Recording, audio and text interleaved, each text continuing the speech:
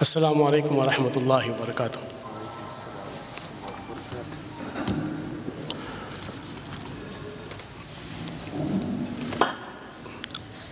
الحمد للہ رب العالمین، اللہم لک الحمد علی نعمت الاسلام والایمان، ولک الحمد ان جعلتنا من امت محمد علیہ الصلاۃ والسلام، واشہد ان لا الہ الا اللہ وحدہ لا شریک لہ، واشہد ان محمدا عبدہ ورسولہ۔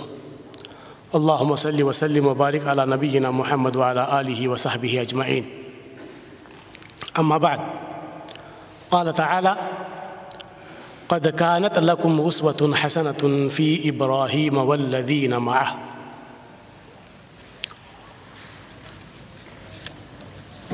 محترم سامعین اکرام، حمد و ثنا کے بعد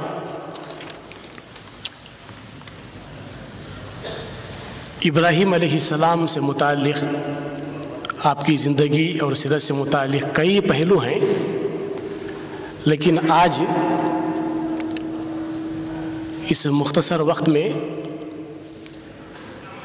سورۃ الصافات آیت نمبر 99 سے آیت نمبر 113 کی روشنی میں کچھ باتیں انشاءاللہ ہم سنیں گے۔ اللہ تعالی ہم تمام کو دین کی صحیح سمجھ اور عمل کی توفیق عطا فرمائے۔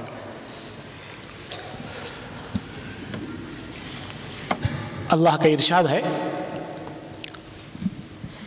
وَقَالَ إِنِّي ذَاهِبٌ إِلَىٰ رَبِّي سَيَهْدِينِ۔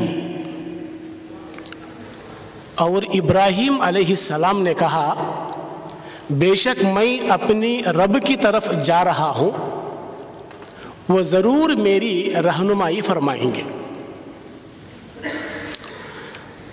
یہ بات ابراہیم علیہ السلام نے کب کہا کہ میں میری رب کی طرف جا رہا ہوں؟ جامع البیان فی تفسیر القرآن میں ہے کہ بعد خروجہ من النار، کہ جب ابراہیم علیہ السلام آگ میں ڈالے گئے، اس کے بعد ابراہیم علیہ السلام نے کہا کہ اب جو ہے دعوت کے حوالے سے، توحید کے حوالے سے جتنی بھی کوششیں تھیں وہ ہو چکی، اب دین و ایمان کی حفاظت کے لیے مجھے اپنا وطن گھر چھوڑنا پڑے گا۔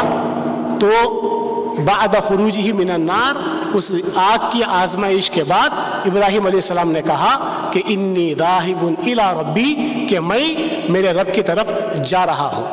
مفسرین نے انی ذاہب الی ربی کے کئی معنی بتائے ہیں، اس میں سے دو انشاءاللہ ہم سنیں گے۔ زاد المسیر میں ابن الجوزی نے فرمایا، انی ذاہب الی حیث امرنی ربی وہو الشام، کہ میں وہاں جاؤں گا جہاں جانے کا حکم میرے رب نے مجھے دیا، اور وہ ملک شام ہے۔ اور دوسرے مفسرین نے کہا، مہاجر من بلد قومی و مولدی الی حیث اتمکن من عبادت ربی، کہ میں وطن، اعزہ، اقارب سب کچھ کو چھوڑ کر ایسی جگہ جا رہا ہوں جہاں میں اپنے رب کی عبادت بلا روک ٹوک کر سکوں۔ اسی بات کا ذکر قرآن مجید میں دوسری جگہ کیا ہے کہ وَأَعْتَزِلُكُمْ وَمَا تَدْعُونَ مِن دُونِ اللَّهِ وَأَدْعُو رَبِّي عَسَىٰ أَلَّا أَكُونَ بِدُعَاءِ رَبِّي شَقِيًّا، سورہ مریم میں۔ اور میں تم سے اور جن چیزوں کی، اب آئیے کہ وَقَالَ إِنِّي ذَاهِبٌ إِلَىٰ رَبِّي، اس میں ہمارے لیے سبق کیا ہے؟ پہلا سبق ہے اللہ کے خاطر ہجرت کرنا۔ جس مقام پر دشمنوں کی کثرت ہو اور دین پر چلنا کٹھن اور دشوار ہو تو وہاں سے ہجرت کرنی چاہیے۔ اب ہجرت عمومی طور پر سب جانتے ہیں ہجرت کیا ہے، اس کے تفاصیل، اہمیت، فضیلت، دنیا و آخرت میں اس کا بہترین بدلہ ایک الگ ٹاپک ہے۔ ہجرت تو دور کی بات ہے، آج امت مسلمہ کا جو حالت زار ہے وہ یہ ہے کہ نیکیاں مفت میں ملتی ہیں ہر صدی میں، لیکن گناہ گھڑی گھڑی خریدے جاتے ہیں۔ اتنا ہی نہیں، آج ہماری حالت ایسی ہے کہ ایک شاعر نے کہا کہ عجبت لمبتاع الضلالۃ بالہدی وللمشتری دنیاہ بالدین اعجب، کہ مجھے تعجب ہے اس شخص پر جو ہدایت کے بدلے گمراہی خریدتا ہے اور اپنے دین کے بدلے دنیا خریدتا ہے، یہ زیادہ تعجب کی بات ہے۔ وَأَعْجَبُ مِنْ هَذَيْنِ مَنْ بَاعَ دِينَهُ، ان دونوں سے زیادہ تعجب اس آدمی پر ہے کہ جو اپنے دین کو دوسروں کی دنیا کی خاطر بیچتا ہے، جو اپنے دین کو دوسروں کی دنیا کی خاطر بیچتا ہے۔ تو آج ہماری حالت ایسی ہے، اللہ جو ہے ہماری حفاظت فرمائے۔ سبق نمبر 2، عمل کا مقصود اللہ کی رضا ہو۔ ابراہیم علیہ السلام نے کہا کہ انی ذاہب الی ربی، میں کہاں جا رہا ہوں؟ دنیا کے لیے، تجارت کے لیے، میرا اور کوئی مقصد نہیں ہے، میں میرے رب کی طرف جا رہا ہوں۔ تو گویا ایک مومن کا، اللہ کے بندے کا ہر عمل کا مقصود رضا الہی ہو، اخلاص ہو۔ اسی لیے اللہ کے نبی نے فرمایا ان اللہ لا يقبل من العمل الا ما كان له خالصا وابتغي به وجهه، اللہ تبارک و تعالی اسی عمل کو قبول فرماتے ہیں جو اللہ کی خوشنودی کے لیے کی جاتی ہے، اور آپ صلی اللہ علیہ وسلم کو بھی اسی بات کا اعلان کرنے کا حکم دیا گیا کہ قل ان صلاتی ونسکی ومحیای ومماتی للہ رب العالمین لا شریک لہ وبذالک امرت وانا اول المسلمین۔ سورہ انعام میں ہے یہ آیت۔ اس آیت کا جو آخری جملہ ہے سیہدین، اس سفر میں اللہ تبارک و تعالی میری رہنمائی فرمائیں گے۔ تو سیہدین کا معنی ہے امام تفسیر بغوی میں کہ اس سفر میں اللہ تعالیٰ میری رہنمائی فرمائیں گے، لیکن تفسیر سعدی میں ہے یدلنی الی ما فیہ الخیر لی من امر دینی و دنیایا، میرے دین کے معاملے میں، میری دنیا کے معاملے میں، دونوں معاملات میں اللہ تبارک و تعالیٰ میری رہنمائی فرمائیں گے۔ تو لہٰذا تیسرا سبق یہ معلوم ہوا سیہدین سے کہ ہدایت کا اللہ کی جانب سے ہونا، ہدایت صرف اور صرف اللہ کے ہاتھ میں ہے۔ انک لا تہدی من احببت ولکن اللہ یہدی من یشاء۔ اسی طریقے سے قل ان الہدی ہدی اللہ من یہدی اللہ فلا مضل لہ ومن یضلل فلا ہادی لہ۔ اس قسم کے بے شمار آیات اور احادیث ہیں کہ ہدایت صرف اور صرف اللہ کے ہاتھ میں ہے، اللہ کے علاوہ کسی کی قدرت میں یہ نہیں ہے کہ وہ ہدایت دے سکے، یہاں تک کہ انبیاء بھی۔ اللہ تعالیٰ کے سوا کسی اور کے اختیار میں ہدایت ہوتی تو نوح علیہ السلام اپنے بیٹے کو، ابراہیم علیہ السلام اپنے والد کو، لوط علیہ السلام اپنی بیوی کو، محمد صلی اللہ علیہ وسلم اپنے چچا کو بغیر ہدایت کے کیوں کر رہنے دیتے؟ تو لہذا سبق نمبر 4 اس آیت سے کہ ہدایت کی اہمیت اور ہدایت مانگنا ہے تو صرف اللہ سے، کہ ابراہیم علیہ السلام اپنے انتہائی بلند مقام کے باوجود رب ذوالجلال سے اسے طلب کر رہے ہیں، اور آپ صلی اللہ علیہ وسلم بھی یہی دعا کیا کرتے تھے اللہم انی اسألک الہدی والتقی والعفاف والغنی، کہ ہدایت، تقوی، پاک دامنی اور تونگری کا اے اللہ میں تجھ سے سوال کرتا ہوں۔ یہ دعا اللہ کے نبی صلی اللہ علیہ وسلم مانگا کرتے تھے، اور یہ روایت مسلم شریف میں ہے۔ تو گویا آپ صلی اللہ علیہ وسلم نے الہدی مطلق بلا قید کی فرمائش کی، یا الہدی بغیر قید کے اگر کی جاتی ہے تو اس میں تمام چیزیں شامل ہو جاتے ہیں۔ اطلق الہدی والتقی لیتناول کل ما ينبغی ان یہتدی الیہ من امر المعاش والمعاد ومکارم الاخلاق وکل ما یجب ان یتقی منہ من الشرک والمعاصی ورذائل الاخلاق۔ یعنی اگر ہدا بغیر قید کے آتا ہے تو اس میں تمام خوبیاں آ جاتی ہیں اور تمام شر اور تمام غلط کاموں سے جو ہے دور رہنے کی چیز بھی اس میں آ جاتی ہے. اور یہ معنی جو ہے تحفۃ الاحوذی میں ہے. یعنی آپ صلی اللہ علیہ وسلم نے دنیا و آخرت اور اخلاق عالیہ کی تمام باتوں میں اللہ تعالیٰ کی رہنمائی کے شامل حال ہونے کی دعا کی ہے. سبق نمبر 5، ابراہیم علیہ السلام نے سیاح دین کہا تو کامل یقین کے ساتھ کہا، زور ہے اس میں. یعنی قبولیت دعا کا یقین ہونا چاہیے، یقین کے ساتھ دعا کرنا چاہیے کہ اللہ رب العالمین یقیناً ہماری دعا قبول فرمائیں گے. آپ صلی اللہ علیہ وسلم نے فرمایا ادعوا اللہ وانتم موقنون بالاجابہ، اللہ تعالیٰ سے ایسی دعا مانگو یہ یقین ہو کہ اللہ تعالیٰ جو ہے ہماری دعا قبول فرمائے گا.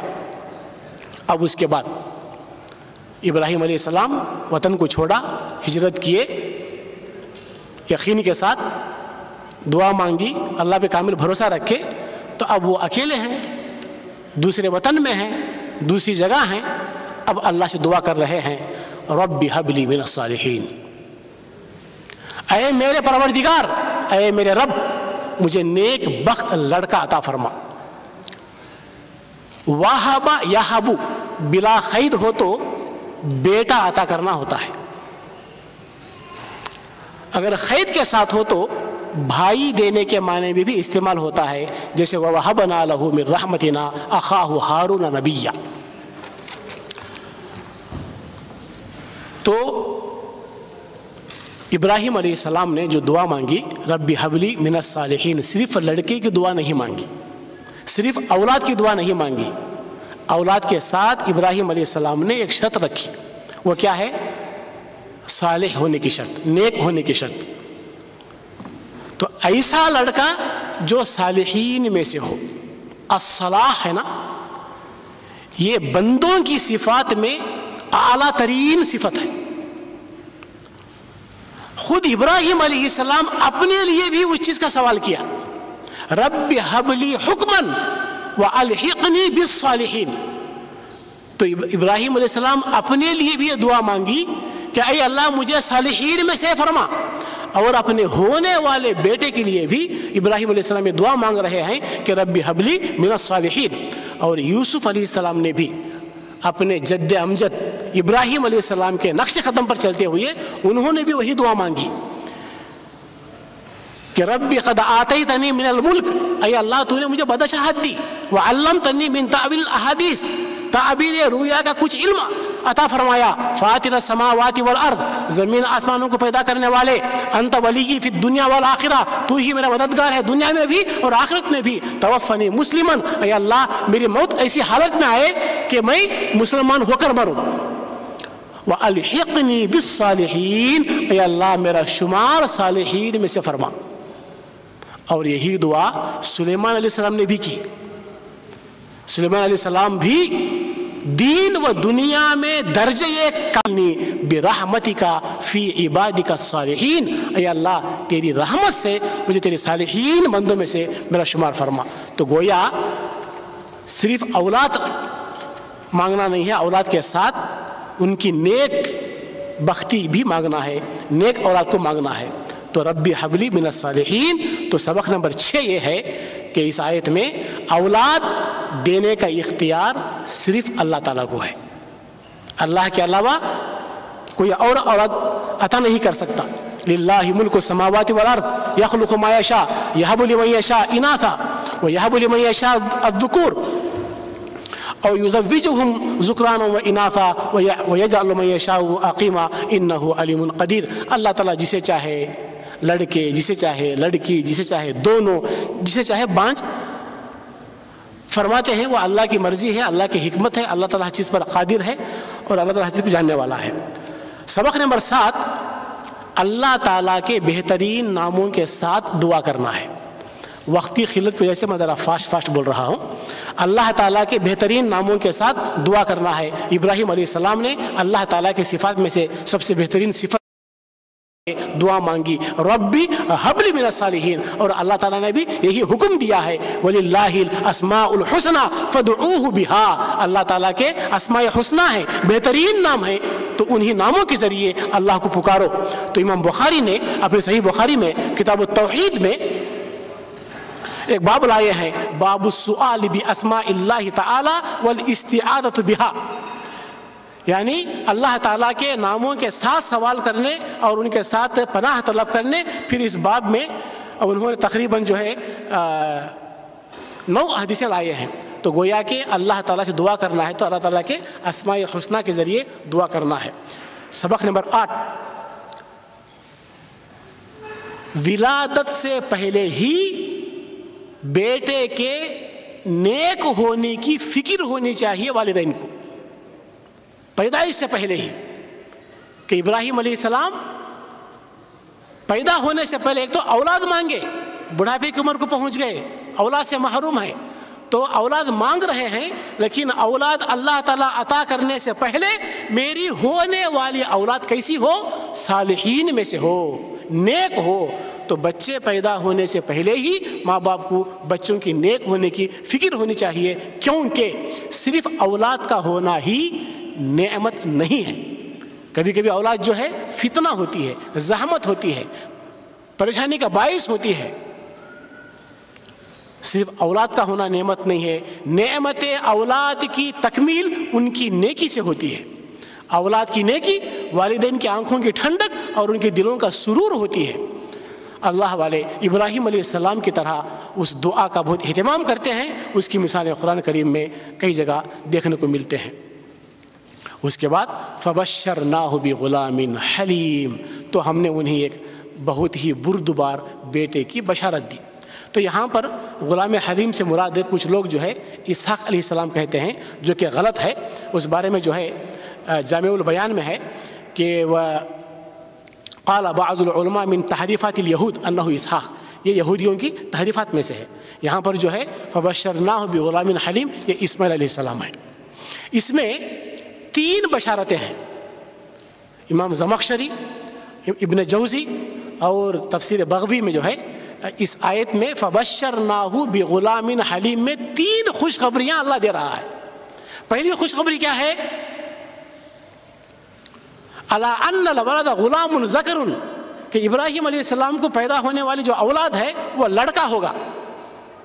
دوسری خوشخبری کیا ہے کہ وَأَنَّهُ يَبْلُغُ أَوَانَ الْحِلْمِ، وہ اس عمر کو پہنچے گا کہ اسے بردبار کہا جا سکے، کیونکہ بچے کو تو بردبار نہیں کہا جاتا۔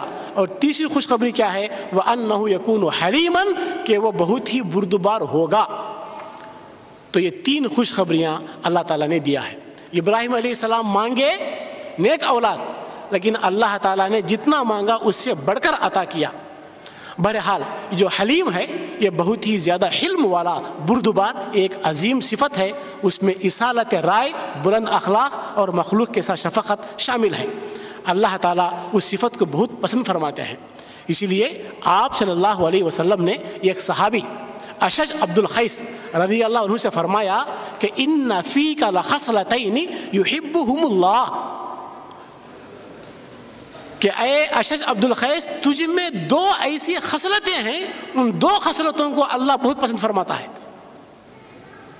ایک ہے الحلم اور ایک ہے والانا، کہ بردباری اور سوچ سمجھ کر جلد بازی کے بغیر قدم اٹھانا۔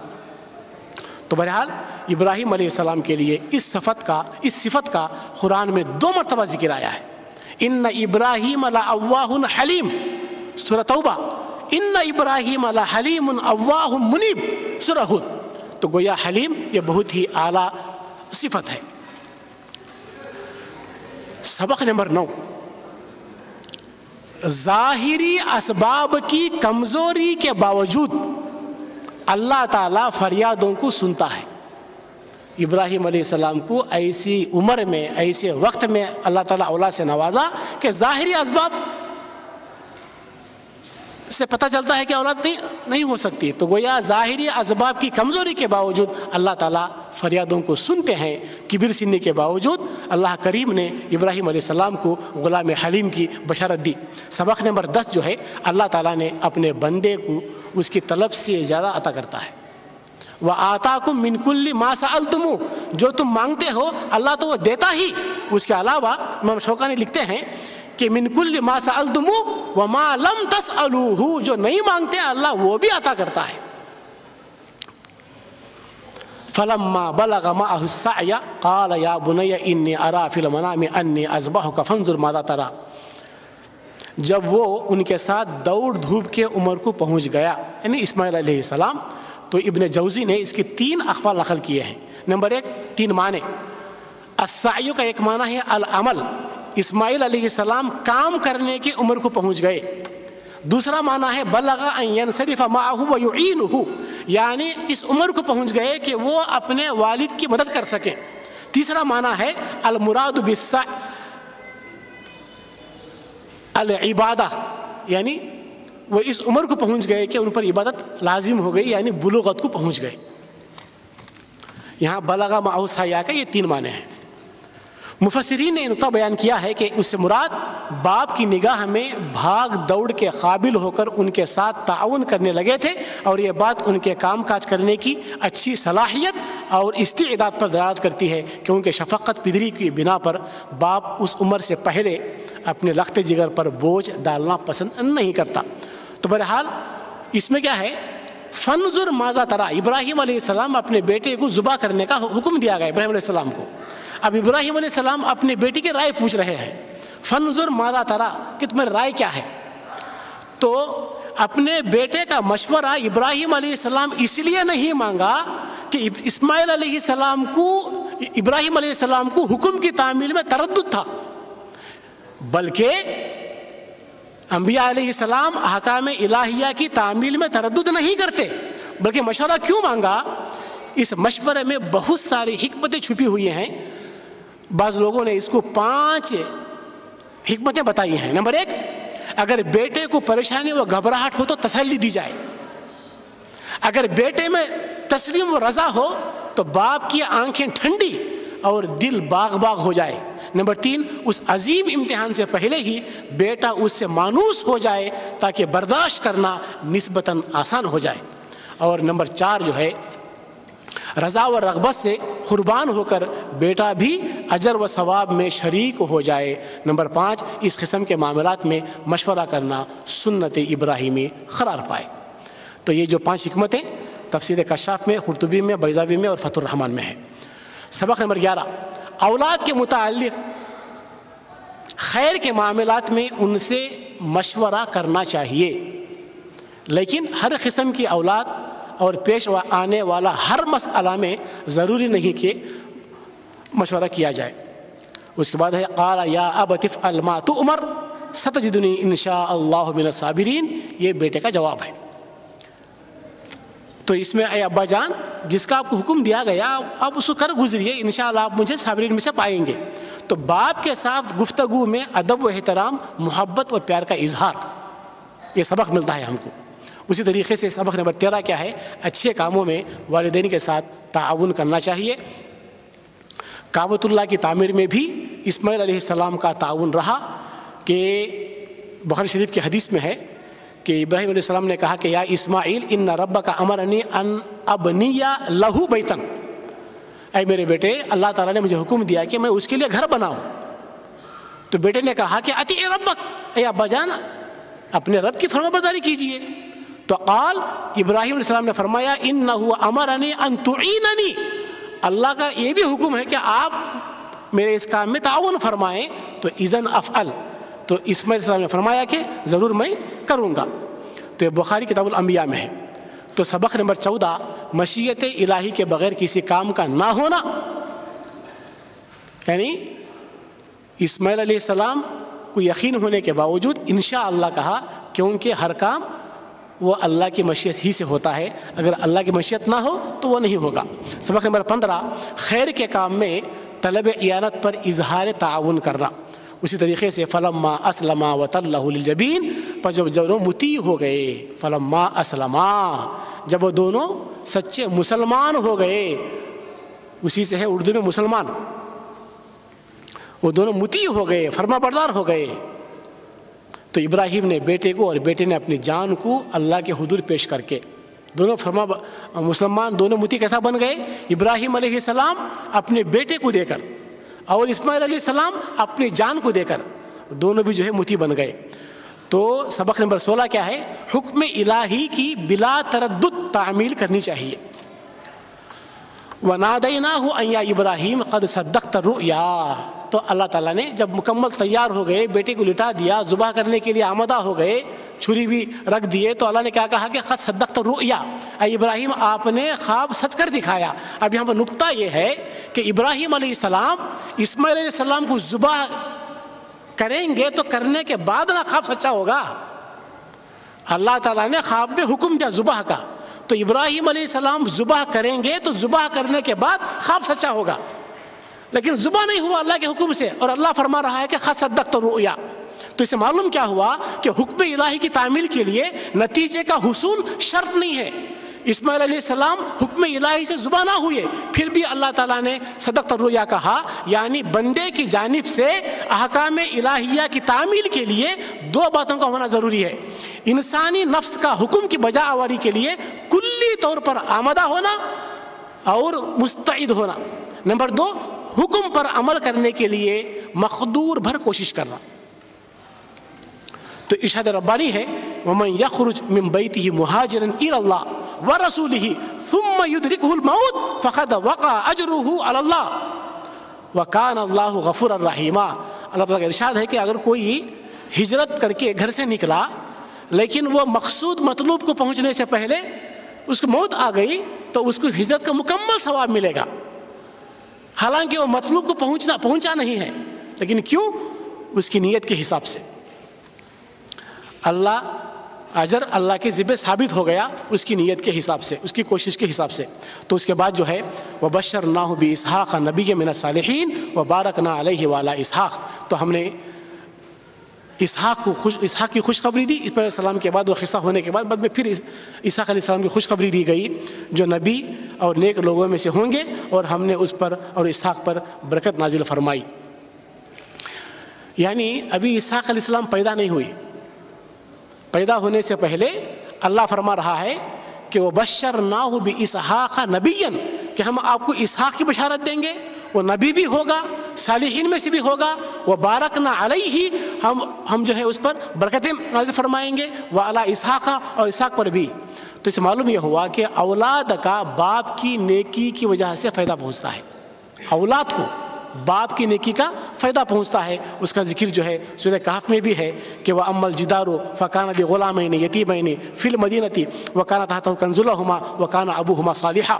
تو اس کے تفسیر میں ابن عباس فرماتے ہیں رضی اللہ عنہما حُفِظَا بِصَلَاحِ أَبِيهِمَا, کہ وہ دو یتیم بچوں کی جو حفاظت کی گئی ان کے ابا کی نیکی کی وجہ سے ہے. وَلَمْ يُذْكَرْ بِهِمَا صَلَاحًا, اس آیت میں اللہ تعالیٰ ان یتیم بچوں کی نیکی کا ذکر نہیں کیا, ان یتیم بچوں کی اچھائی کا ذکر نہیں کیا. اس آیت میں اللہ تعالیٰ نے ان بچوں کی حفاظت کا جو سبب ہے ان کے ابا کا صالح ہونا ہوا. تو گویا بچوں کی ماں باپ کی نیکی, ماں باپ کی صالحیت سے بچوں کو فائدہ پہنچتا ہے. اسی طریقے سے جو ہے جلال الدین سیوطی الاکلیل فی استنباط التنزیل میں فرماتے ہیں کہ ان الولد یحفظ بصلاح ابیہ, کہ باپ کی نیکی کی وجہ سے بیٹی کی حفاظت کی جاتی ہے. ارشاد ربانی ہے وَلْيَخْشَ الَّذِينَ لَوْ تَرَكُوا مِنْ خَلْفِهِمْ ذُرِّيَّةً ضِعَافًا خَافُوا عَلَيْهِمْ فَلْيَتَّقُوا اللَّهَ وَلْيَقُولُوا قَوْلًا سَدِيدًا. اللہ تعالیٰ فرماتا ہے کہ ان لوگوں کو ڈرنا چاہیے جنہوں نے اپنے بچوں کو ناتوان چھوڑ دیا. تو جو اپنے بچوں کو ناتوان چھوڑ دیتے ہیں ایسے ماں باپ کو چاہیے کہ وہ تقوی اختیار کریں, اللہ سے ڈر کر زندگی گزاریں اور درست بات کہیں. تو اسی طریقے سے حافظ ابن رجب حنبلی رحمۃ اللہ علیہ اپنی کتاب جامع العلوم والحکم میں فرماتے ہیں کہ سعید بن مسیب کا یہ نقل کرتے ہیں کہ لَأَزِيدَنَّ فِي صَلَاتِي مِنْ أَجْلِكَ رَجَاءً أَنْ أُحْفَظَ فِيكَ, کہ اے میرے بیٹے تیرے خاطر میں اپنی نفل نماز میں ضرور اضافہ کروں گا, اس کی وجہ سے اللہ تعالیٰ تمہاری حفاظت فرمائے گا. تو اسی طریقے سے آخری بات بول کے میں ختم کر رہا ہوں کہ عمر بن عبدالعزیز کا قول جو ہے یہ فتح القدیر جامع الکبیر میں ہے کہ ما من مؤمن یموت الا حفظہ اللہ فی عقبہ و عقب عقبہ، کہ کوئی مومن فوت نہیں ہوتا مگر اللہ تعالیٰ اس کی وجہ سے اس کی اولاد اور اولاد کے اولاد کی حفاظت فرماتا ہے۔ تو معلوم یہ ہوا کہ اولاد کی تربیت میں ماں باپ کی نیکی کا بہت بڑا دخل ہے۔ اسی طریقے سے ابراہیم علیہ السلام کی زندگی ہم پڑھیں گے تو وہ ہم کو جو ہے اولاد کی تربیت کے حوالے سے بہت سارے باتیں معلوم پڑتے ہیں۔ اللہ تعالیٰ ہم تمام کو کہنے اور سننے سے زیادہ دین کی سمجھ اور عمل کی توفیق عطا فرمائے، آمین۔ وآخر دعوانا ان الحمد للہ رب العالمین، والسلام علیکم ورحمۃ اللہ وبرکاتہ۔